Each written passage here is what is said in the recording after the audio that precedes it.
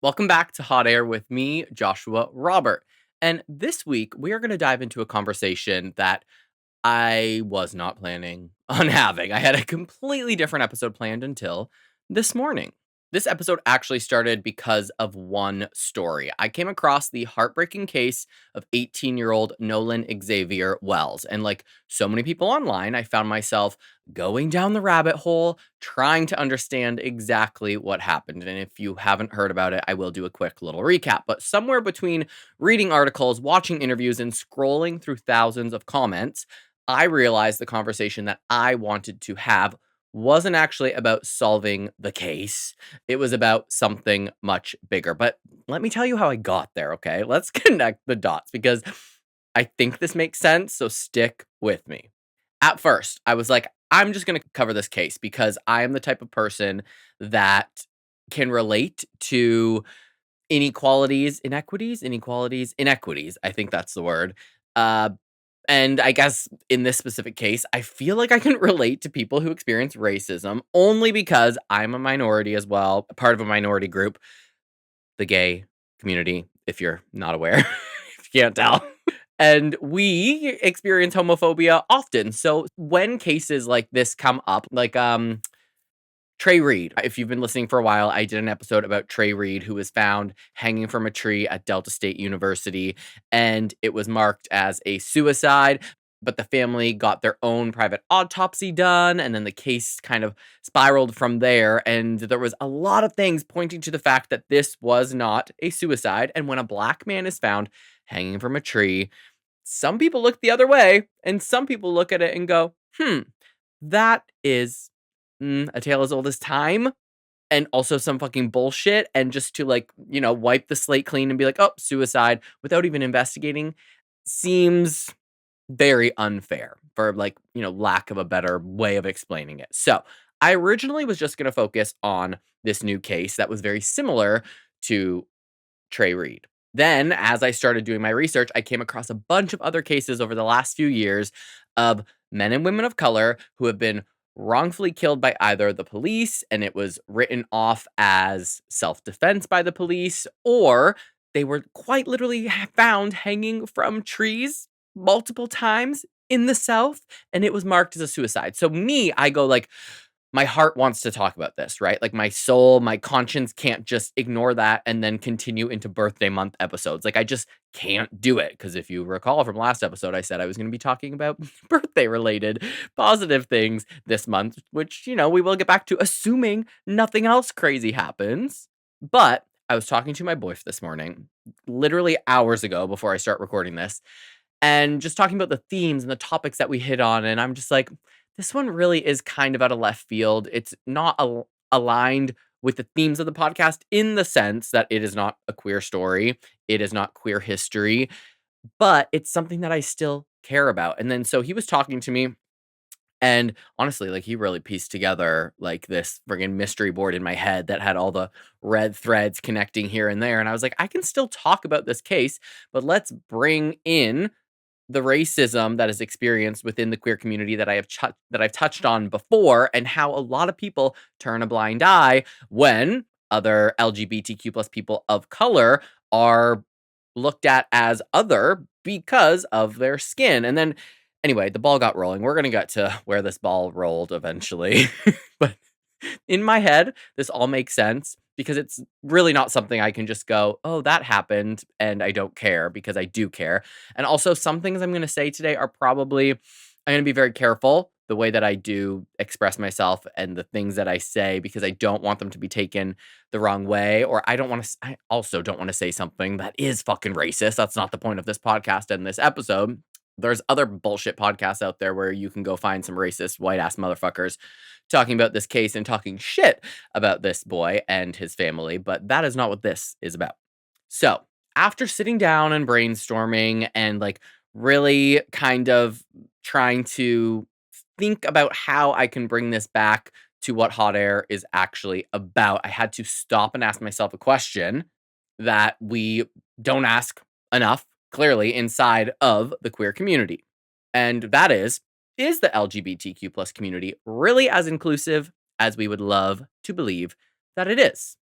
Because I'm always like, I'm gay. Every gay person must, not be a racist because I'm not a racist, but that ain't the truth, okay? We proudly wave rainbow flags. We tell the world that love is love. We celebrate diversity, acceptance, and belonging. But if we're being completely honest with ourselves, are we always practicing what we preach? So today, we're talking about the racism in queer spaces, racial bias on dating apps, beauty standards, representation, performative allyship, and the uncomfortable conversations that many of us, including myself, have probably been avoiding for far too long. Now, before anyone starts drafting strongly worded Instagram comments, send them anyway. But before you start drafting them, let me just be very, very, very clear about one thing. This episode is not about attacking the queer community. Obviously, I love the queer community. It's given me friendships and opportunities and confidence in a place where I finally feel like I belong. But I also believe that if we genuinely love something, we should care enough to challenge it, and especially when it falls short. So growth doesn't happen because everyone agrees with each other. It happens because someone is willing to ask the uncomfortable questions that everyone else is quietly thinking, but too much of a pussy to speak about. Okay, and here's my challenge for you for this listen today. Resist the urge to become defensive and instead just remain curious. You do not have to agree with everything that I say. In fact, there are going to be moments where you disagree with me completely. I am sure of it. But I also hope that you ask yourself why you disagree with me. Because this episode isn't about assigning blame. I think I might be, but it's an episode about self reflection and accountability and asking whether we can become the community that we are so often telling the world that we already are. We're not there, people. And before we jump in, make sure you're following me on Instagram and TikTok at _hotairpod. Visit my website, hotairwithjoshuarobert.com, where you can submit your listener stories, topic suggestions, and shop my merch. All right. With that being said, maybe it didn't make sense what I said, but it will, okay? I think let's have the conversation that some people are probably wishing I was not about to have, okay? Let's hit it. HOTAIR, hot takes therapy, no filter, say what I mean. HOTAIR, let's be real, you're listening to Hot Air. Part 1, the story that changed my episode. Or the story that was going to be my episode, but then changed my episode. Okay. Again, I wasn't planning on making this episode. Seriously, the entire lineup was a completely different topic. Everything was done. Honestly, the notes were done. The script was done. I was feeling good about it. And then I had that conversation in the morning with my boyf, and everything completely shifted. I was like, I really need to reel this in. I need to stay true to the podcast. There's other podcasts out there that are going to be doing the type of work that I want to be doing with this episode, and people that probably know better than me. And I still went down the rabbit hole though, okay? I still went on all the TikToks and the threads and the Instagram reels and all of the tweets or X or whatever the fuck you call it nowadays, and read into all of the details about this specific case. And that was the case of 18-year-old Nolan Xavier Wells. And we're going to touch on it briefly because I still think it's important, but it's not going to take up the whole episode. Not because it's not important, but because there's other people that will do it justice, do it better than I. If you can't tell, I'm like already uncomfortable because of all the things we're going to talk about today. I'm also very sweaty. So at first, I did what we all do. I watched a 30-second video. I thought, wow, that's like awful what happened to him. And I kept scrolling. But then his face kept showing up. TikTok after TikTok, Instagram reels everywhere. Like on my YouTube, every single solitary news channel or true crime channel is talking about it. His family is begging for information. People are demanding answers. And before I knew it, I had a gazillion browser tabs open. My coffee was cold. And I was 3 hours deep into reading everything I could find, not just about him, but other people of color, Black people, that this has happened to. And I thought I was researching just one case at first. And instead, I found myself asking a much bigger question, like, why did this story hit me so differently like it has before? Because if I'm being honest, obviously, I didn't know Nolan. I wasn't there. I don't know what happened on Horn Island that day. Neither do you. Unless you were there, neither does TikTok. And that's actually what makes this story so fascinating and so uncomfortable. And for anyone who hasn't followed the story and what's going on, here is what we know now. Nolan Xavier Wells was 18 years old. He had recently graduated from high school. He was preparing for college, and by all accounts, was exactly the kind of kid that every parent hopes that they raise. Friends describe him as kind and respectful, funny and driven. And on the 4th of July, he traveled with a group of friends to Horn Island, a remote barrier island off the Mississippi Gulf Coast. It always happens in Mississippi, doesn't it? And at some point during the day, Nolan disappeared. The people that he was with returned to the mainland without him. So his family reported him missing after he never came home, and a massive search began involving local authorities, the Coast Guard, volunteers, helicopters, boats, like the works. Everyone was looking for him. And 2 days later, searchers recovered Nolan's body near the island. And as I record this right now, investigators have not publicly released a final cause and manner of death, and the investigation is still ongoing. That could change by the time this comes out. And those are the facts. That's like everything, like, that's all we know. Everything else beyond that exists somewhere on a spectrum between unanswered questions, eyewitness accounts, like online speculation, outright misinformation. And that's where we need to be very careful. But there is a lot of speculation because he was with a group of all white boys around his age. And here's what social media does better than almost anything else. It convinces us that watching 50 videos somehow makes us an expert. And like we've all done that. One creator says one thing, another stitches it to something else. Someone claims they have inside information. Someone zooms in on a blurry screenshot, uses AI to enhance it, and suddenly people are speaking with like absolute certainty about events that they were not present for. And straight up, that's what I was going to do this episode. I was going to go down the conspiracy route. I was going to dive into how multiple sources are saying that he was murdered by these white boys. There was an argument and you know, they lashed out and it was like these 10 white guys against one black boy. And in the South, that is concerning. And thank God my boyfriend talked me out of it because that is like a dangerous place to get into. Not because people should ask questions. Obviously, we should, but because questions and conclusions are not the same thing. We live in a world where people have forgotten the difference between those two things. You can say, like, something about this doesn't sit right with me, and that is fair. You can say, I hope investigators are thorough. Usually they're not in the South when it has to do with people that are not white, but it's also a fair statement. But jumping from uncertainty to certainty without evidence doesn't help anyone, especially this boy's family. So we're not going to go there. But like, here's where I do find this interesting, along with many other stories that are so familiar. I'm just always so curious as to why these types of stories spread so quickly.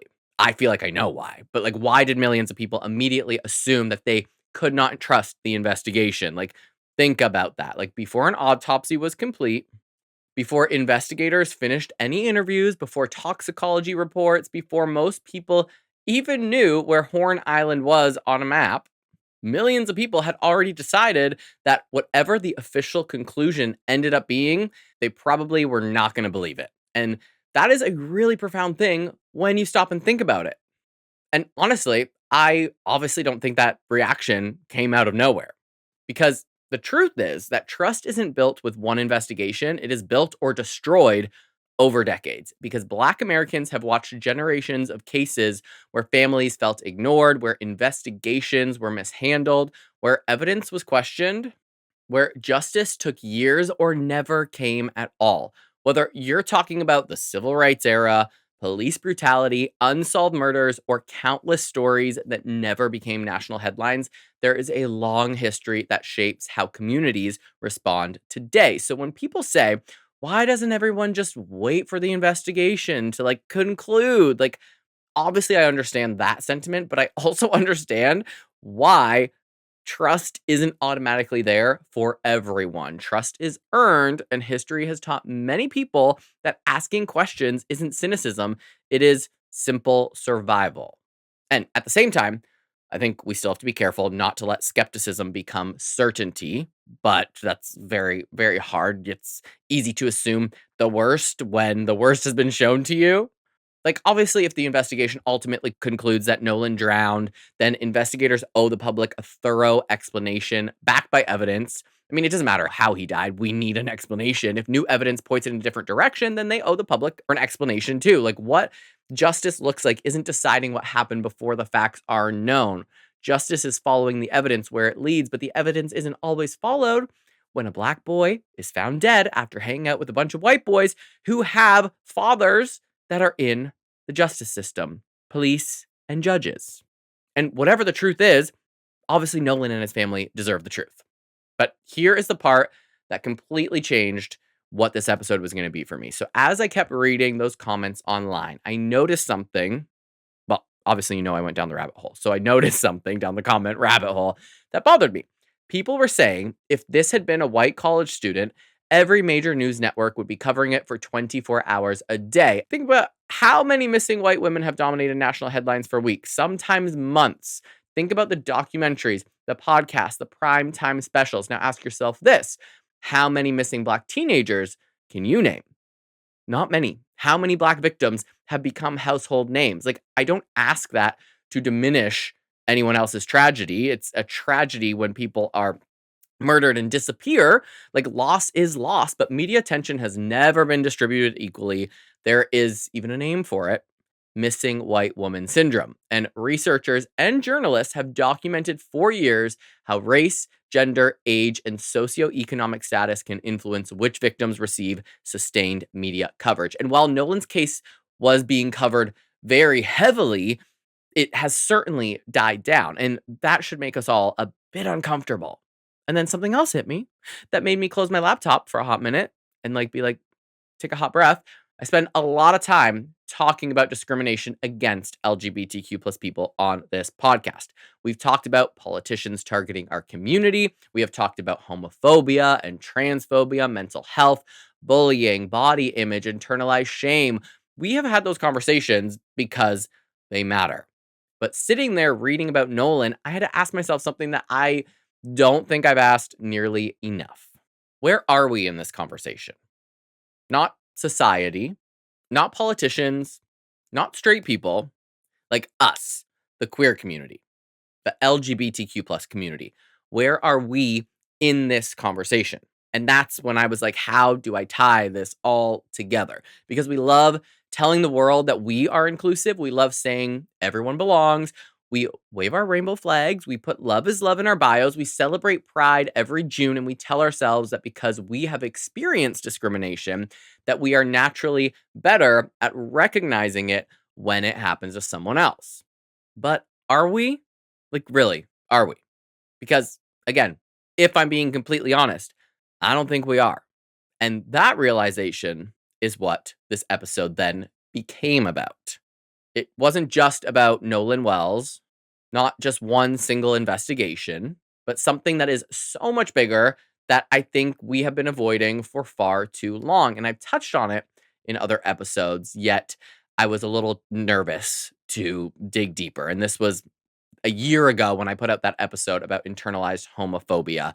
And I did touch on body image and racism. And I got some comments that were like, why did you brush over that? Or why didn't you talk about that more? And, in my defense, that episode was specific to internalized homophobia. And I did respond to those. And I was like, I think I should leave that for a person of color to talk about. But I guess just like I want people to be an ally for the queer community, why can't I be an ally for the black queer community as well, right? Or the Asian queer community or the Hispanic queer community, like anyone who's not white. Like, why can't we all just support each other? So let's talk about race inside of our own community. Part 2. We love saying love is love, but ...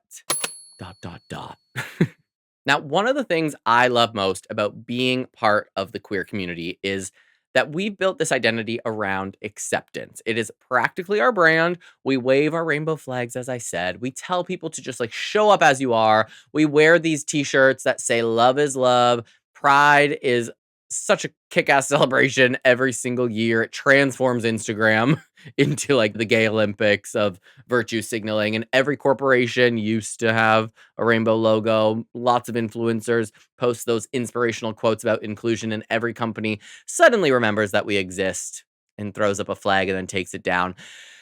But nothing says equality like a limited edition rainbow vodka bottle, doesn't it? We tell ourselves, and honestly, we tell the world that we are the community that welcomes everyone. We are the safe space. We are the ones who know what it feels like to be judged, rejected, bullied, kicked out of our homes, denied rights, or told that we do not belong.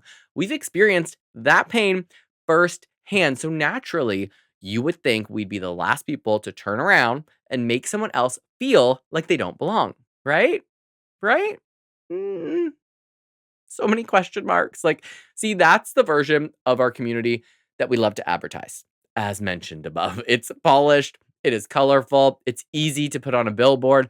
But I think if we are being brutally honest with ourselves, and you know, that's what this podcast is about, brutal reality, that version that we promote isn't always the reality. Because here's what I've noticed over the years: we are phenomenal at calling out discrimination when it's aimed at us. Somebody says something homophobic. We are fucking on it. A politician introduces an anti-LGBTQ plus bill.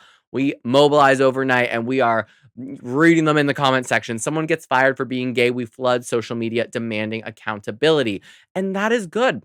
We should. Those things matter. But the second someone says, like, hey, I've experienced racism in queer spaces, it's like the entire room forgets how listening even works. Like, everyone gets defensive and they're like, well, I've never seen that. The gay community isn't racist. We're all minorities.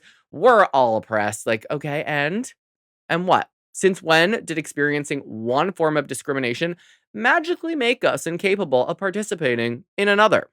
And I'm going to throw myself under the bus here. I am sure there are times when I have done and said things that are racist. It is ingrained in us culturally as white people. We learn from our grandparents and our parents.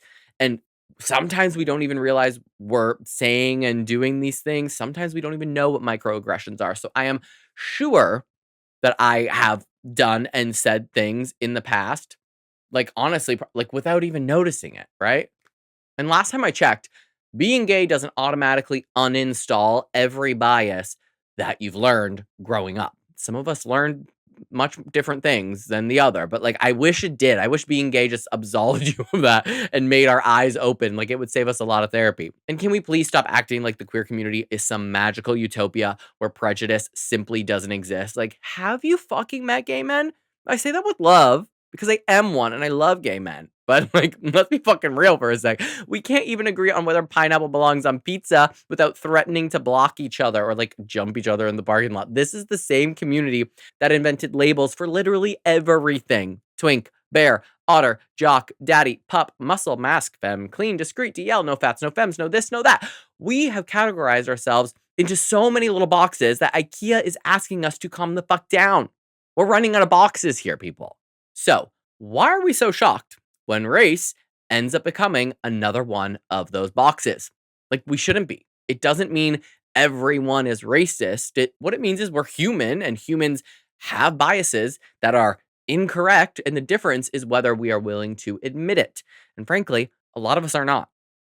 I also think we become addicted to looking inclusive instead of actually doing the work of being inclusive. There is a very big difference. Pride has become incredibly marketable. And don't get me wrong, you know I love Pride.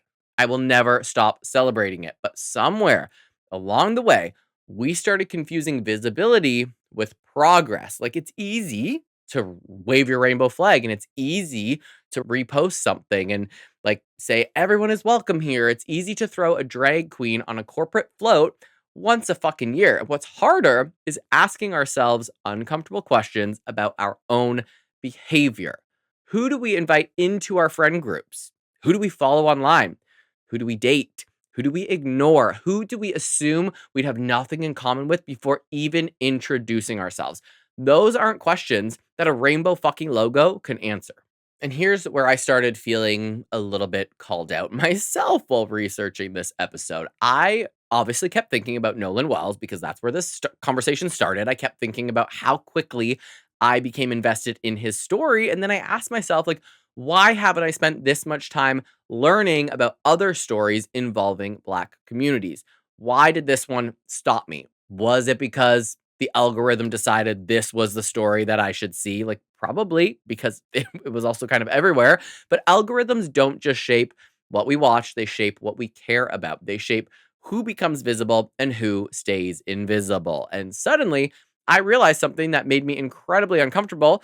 It's possible to genuinely believe you're an ally while still living inside a bubble that's been carefully curated to look like you are an ally, to look like the entire world.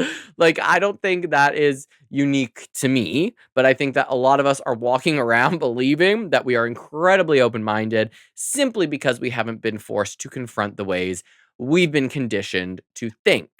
And you know what's funny? Every year during Pride Month, we hear people say the LGBTQ plus community is one big family. And I love that sentiment. I really do, but every family has issues. Don't I fucking know it? And pretending that yours doesn't is usually the fastest way to make it worse. If your sibling tells you they are hurting, you don't tell them they're wrong because Thanksgiving dinner has always felt welcoming to you. Like, you listen, you ask questions, you care enough to consider that their experience might be different from yours. You know what? I'm going to say that again because I think this can also relate to your family and our queer family and people as a whole. If someone comes to you and says that they are hurting, you do not tell them that they are wrong for hurting because Thanksgiving dinner has always felt welcoming to you. You listen, you ask questions, and you care enough to consider that their experience might be different from yours. Heated already. So, why is it that when queer people of color say that they've experienced racism in our own community, some of us react like they are attacking pride itself? They're not attacking the community, they are asking the community to be better. And we need to be. And if we expect straight people to listen when we tell them about homophobia, shouldn't we be willing to do the exact same thing when someone in the queer community tells us about racism? We can't expect other people to listen to us if we're not listening to our own. One of the biggest problems we have right now is that we've confused criticism with betrayal. Like, the second someone points out a flaw in the queer community, people immediately assume that they are trying to tear it down. Like, no, some of us criticize this community because we love it, just like we criticize the fucking government. Like, a lot of us love this country and the opportunities here, but like, the government's a fucking shit show. Like, because we know we can do better. Like, I don't make this podcast every week because I think queer culture is perfect. Like, what a bore. I make it because I care about it enough to have uncomfortable conversations, and I am so out of breath. Gosh. Bringing it back in, I've breathed. Growth does not happen because everyone sits around agreeing with each other. Growth happens because someone has the courage to say, hey, I think we have a problem and maybe we can do better. And then everyone else resists the urge to get defensive long enough to actually listen. So maybe that's where this conversation starts, right? Not with accusations, not with guilt, not with pointing fingers, but with a little humility. Because if we really believe that love is love, and if we really believe everyone deserves dignity, respect, and a place to belong, then maybe it's time we stop treating those words like a slogan and started treating them like a standard. Again, a rainbow flag doesn't automatically make a space inclusive. Okay. The people standing underneath that flag, that's what makes it inclusive. And I think that's something that all of us, including me, could stand to remember. Part 3, the dating app conversation. Now, for me and any queer listeners listening, this is probably the elephant in the room, but if you are a straight person and you've never been on Grindr or seen your gay friends Grindr, some of this will come as a surprise, highly likely. Actually, it's not the elephant in the room, it's the headless, shirtless torso in the room, okay? If you've spent more than 15 minutes on Grindr, Scruff, Sniffies, Tinder, Hinge, or any dating app that gay men use, you already know exactly where I'm going with this. Dating apps have become the Wild West of human fucking behavior. They are fascinating. They're also horrifying. They are occasionally successful, but more than anything, they're like holding up a giant mirror to everything that is wrong with our community. They show us who we are when we think that nobody is watching. And spoiler alert, sometimes it's not a good look, okay? Some of you are really fucking shitty. You're bad. You're bad, bad gays. I could not tell you how many times I've opened an app and immediately seen profiles that read like somebody accidentally copied and pasted the terms and conditions from a private white ass country club. Okay. Literally profiles that say no fats, no femmes, no Asians, no blacks, mask only, white guys only, not into older, not into this and not into that. And at some point you start wondering, like, what the fuck are you into?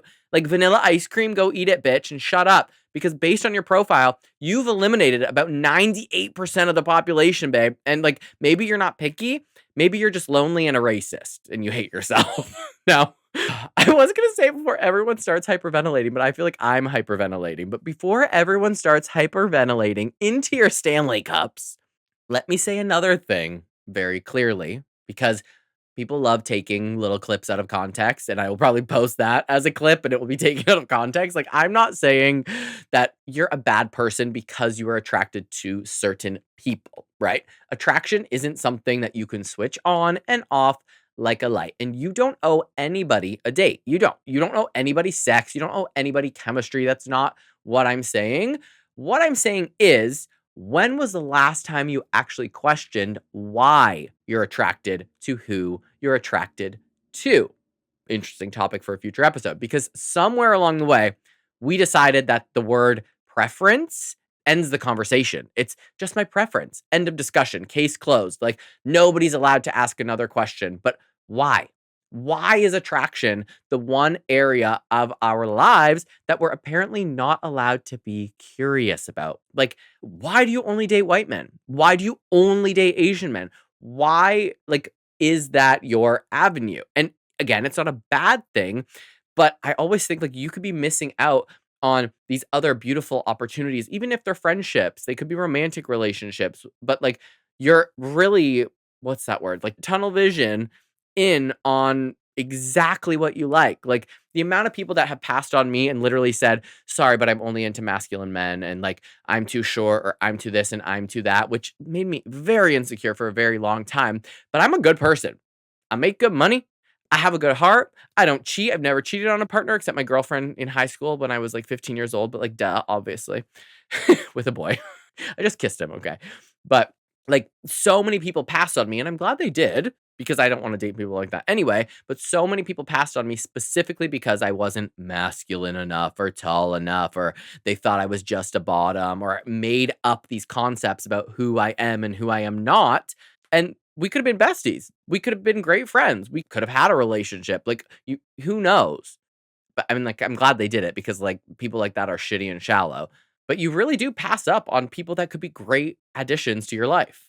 So again, why can't we be curious about what we are attracted to? Like, think about that if you need to. Pause for a second. We spend multiple years unpacking our internalized homophobia. If you go to therapy or if you've listened to my episode about that, we talk about how society taught us to hate feminine men. We talk about unrealistic body standards, toxic masculinity, why so many gay men think they need a six pack before they're worthy of falling in love. Like, we acknowledge that our brains are shaped by culture all of the time until someone asks whether race might also be part of that conversation. Then suddenly everyone becomes a neuroscientist. They're like, no, Joshua, this one is different.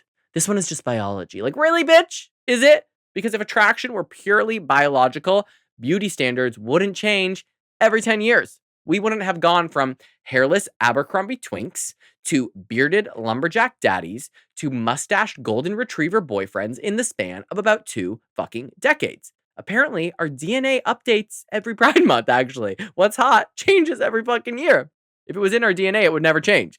The truth is, attraction is very complicated. It is personal, absolutely, but like it's also influenced by everything around us. The movies we watched growing up, the magazines that we flipped through, the celebrities that we had crushes on, the people who were portrayed as desirable, the people who were portrayed as dangerous, and the stereotypes we absorbed before we were even old enough to realize that we were absorbing them. Every single one of us has been influenced by culture, whether we like it or not, myself included. So why is it suddenly offensive to ask whether culture might have influenced our dating preferences too? That's not an accusation. That's just, I mean, it's just psychology. And let's be honest, because this is hot air and we're allergic to pretending here, okay? I'm itchy if I pretend sometimes. It's just a preference, gets used as a shield to avoid having an uncomfortable conversation. Like, imagine if someone walked into a bar and loudly announced, I don't date black people. Like, most of us would think, wow, you could have kept that to yourself, you little bitch. But put that exact same sentence in a dating profile, and somehow it becomes normal. Not to me, but to some people, it's normal. Like, we treat it like it's practical, it's efficient, and you're just being honest. But honesty isn't automatically kindness, is it? There's a difference between quietly knowing who you're comfortable with and compatible with and broadcasting to entire groups of people that they're disqualified before you've even exchanged a hello with them. Like, we need to stop pretending that those are the same thing. You're not doing anyone any favors. What you're doing is offending a shitload of people. And here's where I know I'm going to probably ruffle some feathers, okay? I think some of us hide behind the word preference because it's more comfortable than admitting that we might have biases we haven't unpacked yet. Like, notice how I said might, though, okay? I'm not sitting here calling every white guy on Grindr racist, although a lot of you are. That would be ridiculous, although a lot of you are. What I'm saying is that if your dating history, your celebrity crushes, your social circle, your Instagram feed, and every person you've ever found attractive all look exactly the same, and they're all white and blonde and blue eyes, like, maybe it's worth asking yourself, like, why? Maybe the answer really is just compatibility. Sure, maybe it's cultural familiarity, maybe it's coincidence, or maybe, and this is the uncomfortable one, maybe you've inherited ideas about desirability that you never stopped to question because nobody ever asked you to. And growth doesn't begin with certainty, honey. It begins with curiosity. So get curious about how racist you are. Such a bitch today. I also think we've created a very bizarre culture where rejection has become transactional. Dating apps have reduced human beings to thumbnails. You swipe left in half a second. We reject people before we've even read their bio, before we've heard them laugh, before we've learned what they're passionate about, before we've discovered whether they're kind or funny or emotionally intelligent. We've become so obsessed with filtering for perfection that we've forgotten that people are more than a checklist and a profile, like height, weight, age, ethnicity, income, distance, body type, HIV status, too, position. We filter and filter and filter until we're left wondering why dating feels so superficial because we've turned people into Amazon search results. Like, we did this to ourselves. And maybe that's the bigger issue. Dating apps didn't invent bias.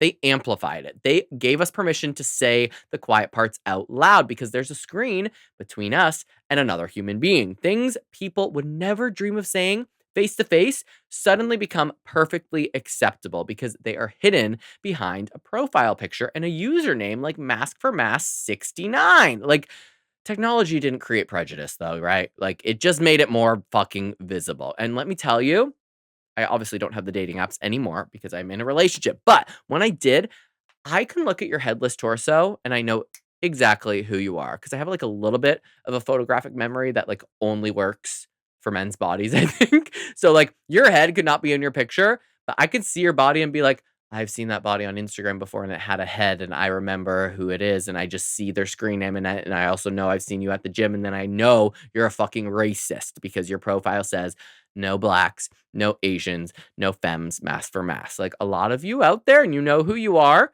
I hope some of you are listening. Like, I know who you are.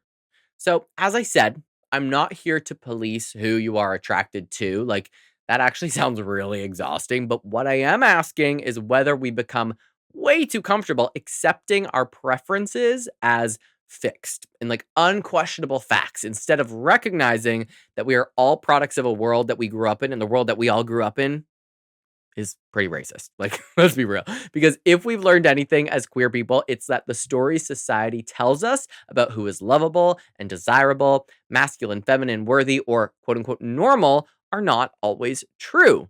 We challenge those stories about our sexuality. We challenge them about our gender. We challenge them about our bodies. And maybe, just a maybe, we should have the courage to ask whether there are a few more stories we've accepted without realizing it. And if that makes you uncomfortable, well, good. This episode is not here to hand you answers, okay? It's here to ask the questions that we don't ask ourselves nearly enough. Part 4. The gay community has a beauty problem, and race is part of it. Now, let's zoom out a little bit because I don't actually think dating apps are the problem. Like, they're a big problem, but not the problem. I think they are the symptom. They're just a place where we say the quiet part out loud. The real issue starts long before anyone downloads Grindr for the first time. It starts with the images we consume, the people we celebrate, the influencers we elevate, the bodies that we reward, and the faces we decide represent queer culture. If you really want to understand what a community values, do not listen to what it says. Look at who it puts on the pedestal. Look at who gets the magazine covers. Look at who gets the brand deals. Look at who becomes the face of pride campaigns. And look at who algorithms decide is worthy of 1 million followers. Look at who gets invited on the influencer trips, who gets cast in underwear campaigns, who becomes the it boy every fucking summer. We love to tell ourselves that the queer community celebrates diversity, but sometimes I wonder if what we actually celebrate is a very specific version of diversity that still fits neatly inside conventional beauty standards. And listen, again, before somebody messages me saying some crazy shit like Joshua, there are tons of successful queer creators of color. Yes, duh. There absolutely are. That's not the point I'm making, okay? I'm mad at you and you haven't even sent me a letter yet. I'm asking you to look at the bigger picture. Like, who dominates the conversation? It's fucking Bradley Cooper lookalikes everywhere, okay? Who gets pushed to the front? Who do brands consistently choose when they're trying to sell us aspirational gay lifestyle? It's always a guy with a fat ass and a six pack. It's usually someone who checks a very familiar list of boxes. They are young, conventionally attractive, fit, masculine, stylish, socially connected. They're usually spending a lot of time in Fire Island with their daddy. They're financially comfortable and, yes, very often white. Not always, but very often they're white, and that is worth noticing. The queer community did not invent beauty standards. We inherited them from the broader culture, but we've certainly perfected them. We took society's impossible expectations and somehow made them even more impossible. Like, congratulations, everyone. We really outdid ourselves here. Like, no wonder it takes us all so long to feel confident and good in our own skin. Like, I think about Fire Island every summer because the internet treats it like the gay promised land. Scroll through social media, June, July. I mean, I've seen so many just today alone. It's the same montage over and over. Perfectly tanned, tiny swimwear, designer sunglasses, that beach house with the pride flag that costs more than most people earn in a decade. Like, everybody looks like they just walked off the set of a Calvin Klein campaign. And you see those groups of people that are all white. Like, why do they not have any friends that are of a different race? It blows my mind. And in fairness, for a long time, well, I've always had friends that are different races but, like, I think, like, I don't have a black friend that lives in San Diego. Gosh, I hope I don't. What if I'm forgetting that I'm such a piece of shit? But, like, my friend group, Hispanic, Asian, Italian. I mean, Italian's Caucasian, but you know what I mean. And then there's me. I'm like the token white person in my group. I have trans friends. I have straight friends. I at least surround myself now with a little bit more diversity. Could I use more? Yes. But anyway, bringing it back to Fire Island, okay? I'm not criticizing anyone for looking hot. Like, do you, boo? If I had abs that you could grate Parmesan cheese on, I would be naked every day on Instagram. Surely. Like, that's not the issue. The issue is when those images become the definition of what queer success looks like. And that prevents me from being naked on Instagram every day because I think that I'll only be successful if I have a six pack or an eight pack. Like, come on. Those Fire Island six-pack mask for mask gays become the standard. They quietly tell people, like, this is who belongs, this is who gets attention, this is who is desired. This is bullshit. Okay, if you don't see yourself in that picture, whether it's because of your race, your body, your age, your desirability, your gender expression, or your bank account is a big fucking one here. It doesn't take very long before you start wondering if maybe you don't belong there at all. And frankly, that's probably part of the reason I haven't gone to Fire Island because I kind of feel like I don't belong. I'm not a rich as fuck, like, big, tall, mass for mass gay. I'm gonna have to starve myself for at least a year before I go there because I guess I'm in the same boat. I probably would just feel like shit if I went there. And a very similar thing, kind of the same thing happens with circuit culture. And again, no judgment if that is your scene. Like, go dance, go have fun, live your life. But let's not pretend those spaces don't often reinforce a very particular hierarchy of attractiveness. It's almost like we built our own little gay version of high school where there are still popular kids and little cliques here and there. Cliques? Cliques? Why am I saying that weird? Like, there's still people who get waved past the velvet rope while everybody else waits outside, wondering why they suddenly feel 16 again. And that's what's so ironic about all of this, but everything. Many of us spent our teenage years feeling excluded. We know exactly what it's like to stand on the outside looking in. Then we finally find queer spaces, and somehow we've created the exact same social structures we spent years trying to escape. Like a different setting, same insecurity. And the people that are running the show are usually the gay men who could probably pass for being straight because they are masculine and they have beards and body hair and they're tall and they're fucking white. We are literally recreating the problem, people. Like, I want to see a plus size black trans woman as our fucking ringleader. Like, come on, let's change it up a little bit. I'm so fucking over all you boring ass white motherfuckers with your six packs. Like, I'm done. I'm so done. I'm turning this episode off. I'm done. Stop recording. Obviously, the episode's not done. So, another thing that really fascinates me is how often we confuse visibility with equality. Because every Pride Month, inevitably someone is like, look how diverse this campaign is. And like, sure enough, there's one black model, one Asian model, one Latino model, one plus size model, somebody in a wheelchair, and everyone pats themselves on the back because the diversity checklist has been checklisted. It's complete. But representation isn't just about who's standing in a picture. It's about who gets centered, who gets the close up.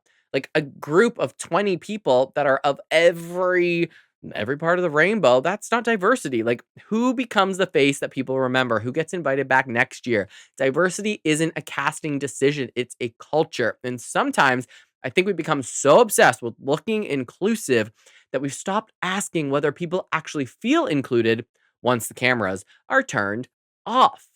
I also think this obsession with appearance has become one of the biggest mental health issues facing gay men today. And we do not talk about it. I was going to say nearly enough, but like basically not at all. We talk about anxiety here and there, depression here and there, loneliness, but we don't always talk about what is feeding those things. Imagine spending years believing that once you came out, life would get easier. And it does, okay? You finally find your community, only to realize you've entered another competition. You got to lip sync for your life, okay? Now it's about your body, your face, your age, your clothes, your followers, your vacation photos, your apartment, your salary, your skincare routine. And suddenly you're out of breath, but you're also suddenly you've traded one set of impossible expectations for another.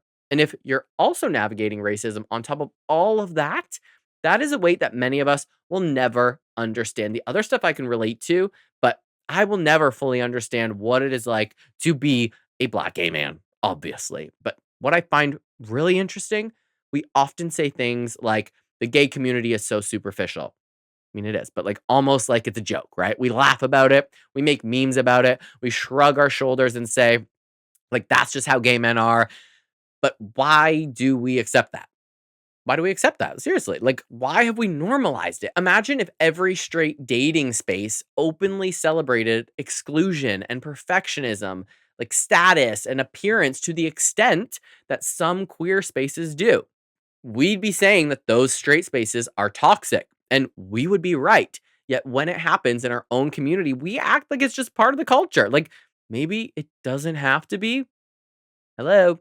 And here is where I also want to challenge myself as much as I think I'm challenging you. Every single one of us participates in this culture in some way, okay? Me included. I am not, you know, off the hook here. I've absolutely judged people too quickly. I've made assumptions based on appearance. I've walked into a room and gravitated toward people who look familiar or felt comfortable for me. Like, none of us are exempt from being influenced by the world around us. The difference is whether we are willing to recognize it, because the moment we convince ourselves that we're above the bias is usually the exact moment we're least likely to notice it. And the reason I keep coming back throughout this episode to Nolan Wells isn't because I'm trying to solve his case, although I wish I could. Like, I can't. None of us can. But his story forced me to ask questions that had nothing to do with the investigation specifically and everything to do with the world that we live in. It made me think about whose stories we amplify, whose pain captures our attention, whose faces become recognizable, and whose disappear quietly from the news cycle. It made me wonder whether our community sometimes celebrates diversity in theory more than we practice it in reality. And maybe that's the uncomfortable truth sitting underneath this entire conversation. We don't become inclusive simply because we know what exclusion feels like. We become inclusive when we actively choose to challenge our own assumptions, even when it's uncomfortable, even when it bruises our ego, and even when it forces us to admit that we still have work to do. Because if we're serious about building a community, like I'm fucking serious, where everyone belongs, then belonging can't stop at the edge of a rainbow flag. It has to extend into our dating lives, our friendships, our nightlife, the media, businesses, and even the standards of beauty that we have spent far too long pretending are just the way things are. Part 5. What do we actually do about it? So, yes, what do we actually do with all of this information? Like, if you've listened this far, good fucking job. And you're expecting me to end this episode by saying, like, let's all just be nicer to each other. Like, I'm sorry. That's not how it's going to end. Okay. Like, that's the kind of vague feel good advice that people post over a sunset photo on Instagram before going right back to doing absolutely nothing differently. Like, be kind. Great. Thanks, Karen. Ground fucking breaking. Okay. We all know we should try and be kind. The question is, what does that actually look like when nobody is watching? What does inclusion look like when it isn't Pride Month? What does allyship look like when there is not a rainbow logo, there's no protest to go to, and there's like no hashtag telling you exactly what to do? So this actually couldn't have come at a better time since Pride Month just ended. Like, here's what I've realized over the past few weeks, okay? I don't think racism in the queer community is usually very loud. It's rarely somebody screaming slurs in the middle of a gay bar. Like, that's easy to identify. That is easy to condemn. The stuff that concerns me is much quieter than that. It's who gets invited and who doesn't. Pretty simple. It's whose messages get answered on dating apps and whose get ignored before you've even looked at their profile. It's who gets introduced to your friends. It's who gets assumed to be your type and who gets dismissed before they've opened their mouth. And also, if your type is solely based on someone's physical characteristics, you're going to be fucking alone forever, bitch. I'm looking at you. If you're listening and you're like, oof, that's me, I am talking to you. If you base your type and what you like only on someone's height and skin color and their hair color and their eye color and whether they're masculine or not, and your preference has nothing to do with personality and what someone brings to the table, you're going to be alone forever. You're going to keep going through shitty ass fucking relationships and you will die alone. Okay. Because your type should be about trust, about communication, about what hobbies you have in common. I could go on and on and on, but perhaps I'll save that for another episode. I'm just saying, if you're one of those bitches who's mask for mask only and you don't like people that are of color and you only want to date white men and that's it, that's where your standard ends, good luck in your old age home by yourself. So again, bringing it back to the way that, like, racism shows up in our community in these different ways that are not so loud. It's something like you're walking into a gay space and realizing that everyone somehow looks exactly the same, white, while we continue telling ourselves we're the most inclusive community on the fucking planet or in the solar system. Like, racism doesn't always announce itself. Sometimes it just quietly shapes our decisions over and over again until those decisions become culture. And again, before somebody says, like, Joshua, you're making people feel guilty or you're talking shit about us, like, let me stop you right there. Okay. Guilt is actually, I mean, it's a pretty useless emotion. It does not build anything. Okay. It usually just makes people defensive. I'm not interested in making anyone feel guilty. I'm interested in making people curious, and curious people ask questions. Defensive people stop listening. So probably some of you might have stopped listening. And if this episode has done anything, I hope it made you curious enough to examine parts of yourself that maybe you've never examined before, because that's all any of us can do, right? I can't change the entire queer community. You cannot either as one person, but we can change ourselves. And that's where culture actually begins. It doesn't begin with governments and it doesn't begin with corporations. It begins with individuals making slightly different choices over and over and over. And I think it's easy for us all to just decide to be less fucking racist. Okay. So here's my challenge, not just to you, but to myself too. The next time you and I catch ourselves saying, they're just not my type. Pause for a second. I mean, I'm not going to say that because I'm dating someone, but like, you know what I mean? Not because you're wrong, not because you owe anybody attraction, but because maybe it's worth asking yourself, like, why? Why are they just not your type or they are your type? And don't give yourself the lazy answer, okay? Don't immediately jump to it's just a preference. Like, dig fucking deeper. Come on. Or deeper than that. Like, where did that preference come from? Has it always been there? Was it shaped by the media that you consumed? Was it shaped by where you grew up or who was considered attractive in your circle? Like by stereotypes you never consciously chose, but still inherited. You might come to the exact same conclusion that you started with. Fine. But at least you'll know you got there honestly instead of simply accepting something because it had never been questioned. It's just like saying like, oh, why do I always run late? It's just because no, bitch, there's a fucking reason you're always late. So figure it out and get your shit together and be on time. Like, it's very simple. And I also think we need to get a whole lot better at listening without immediately preparing our defense. This is something I have worked on myself. Case in point, boyfriend telling me that some of my episodes are boring. They are, okay? Some of them are boring. Some he really likes. Some have some good lessons in them, some not so much. Like, I'm aware, but like normally I would get defensive to somebody criticizing my art, whether it's in a good way or a negative way. But like, I was open to reworking this episode, and I think it was for the better. I didn't get defensive at all. So, pat on my fucking back.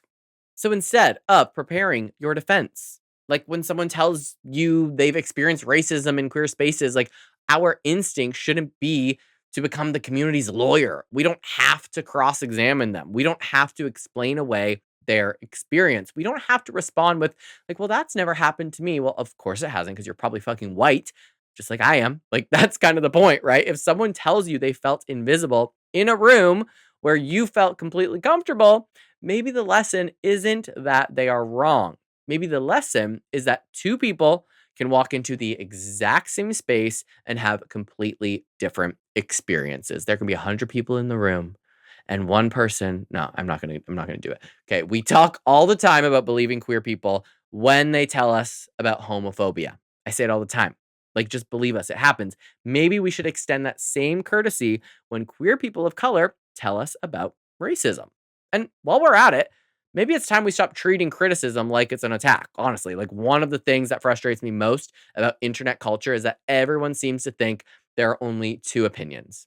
Either something is perfect or you hate it. There's no room in the middle anymore.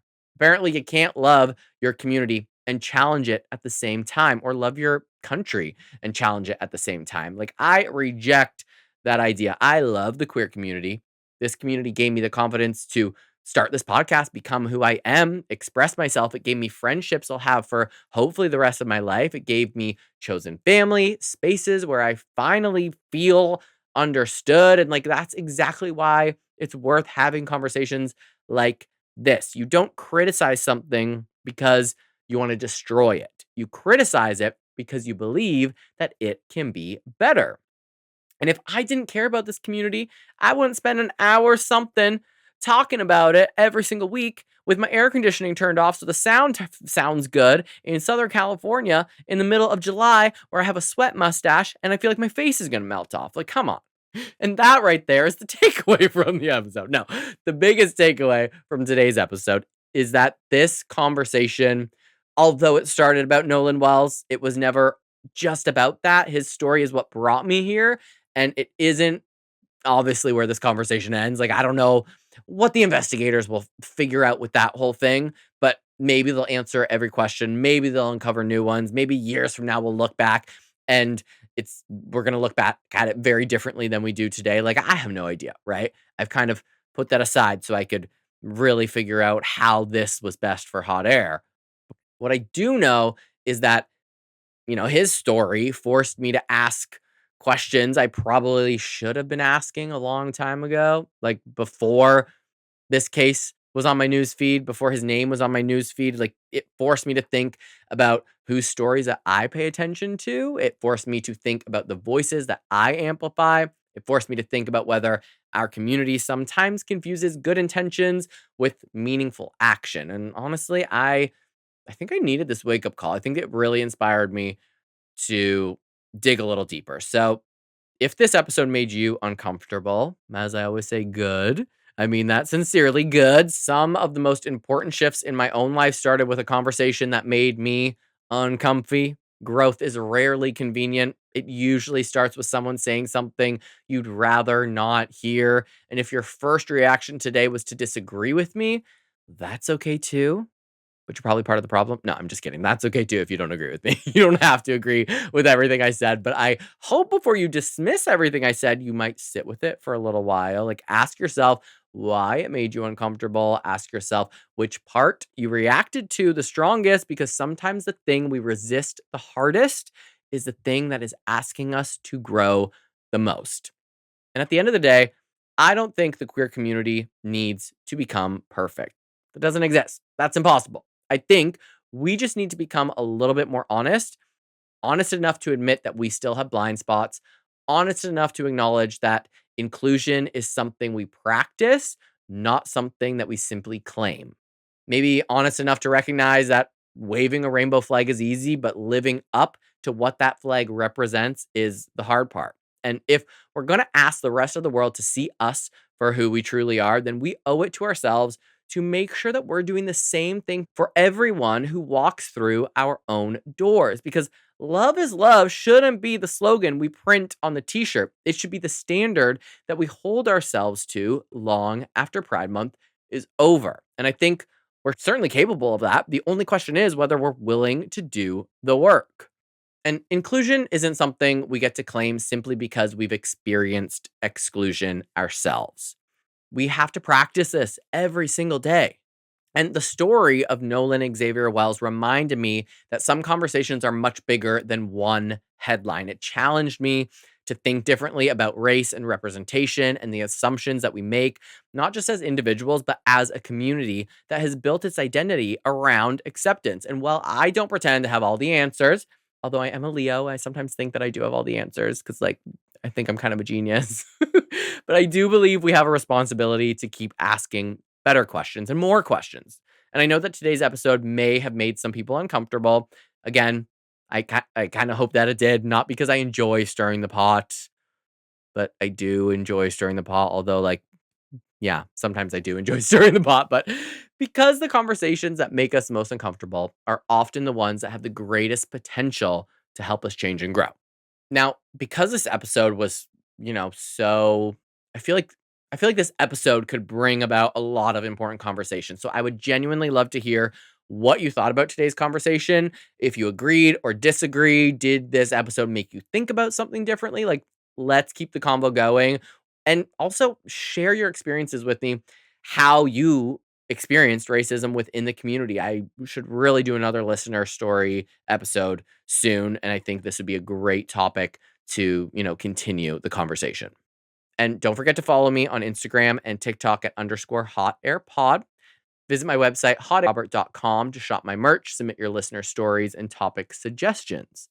And of course, if you enjoyed today's episode, I would really appreciate it if you would leave a rating or subscribe wherever you're listening, or like leave a little like or comment or share it with somebody. All those things. It helps more than you know.